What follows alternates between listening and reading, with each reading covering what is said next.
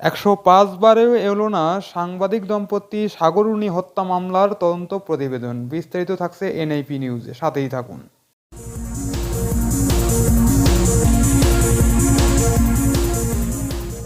সাংবাদিক দম্পতি সাগর সরোয়ার ও মেহেরুন রুনি হত্যা মামলার তদন্ত প্রতিবেদন ১০৫ বারেও না আসায় আগামী ২৭ ফেব্রুয়ারি নতুন তারিখ ধার্য করেছেন আদালত। গত মঙ্গলবার ঢাকার মেট্রোপলিটন ম্যাজিস্ট্রেট শফিউদ্দিন প্রতিবেদন দাখিলের পরবর্তী এ তারিখ ঠিক করেন। শেরেবাংলা নগর থানার আদালতের সাধারণ নিবন্ধন শাখার পুলিশের sub inspector SI Alamgir Hossain এ তথ্য নিশ্চিত করেছেন।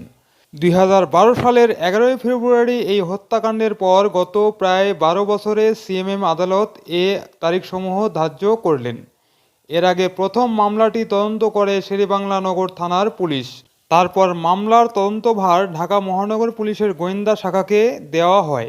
২ মাসের বেশি সময় ডিবি তদন্তের পর এক পর্যায়ে হাইকোর্টের নির্দেশে মামলার তদন্তভার র্যাবকে দেওয়া হয়, কিন্তু এখন পর্যন্ত র্যাব এই ঘটনার কোনো কিনারা করতে পারেনি। ২০১২ সালের ১১ ফেব্রুয়ারি সকালে রাজধানীর পশ্চিম রাজার বাজারে ভাড়া বাসায় মাছরাঙ্গা টেলিভিশনের বার্তা সম্পাদক সাগর সরোয়ার ও এটিএন বাংলার জ্যেষ্ঠ প্রতিবেদক মেহেরুন রুনির ক্ষতবিক্ষত লাশ উদ্ধার হয়। ওই দিন ঘটনাস্থলে এসে ৪৮ ঘন্টার মধ্যে খুনিদের গ্রেপ্তার করার কথা বলেছিলেন তৎকালীন স্বরাষ্ট্রমন্ত্রী সাহারা খাতুন। ওই ৪৮ ঘন্টা এখন ৫.৫ বছরে পরিণত হলেও ফলাফল শূন্য।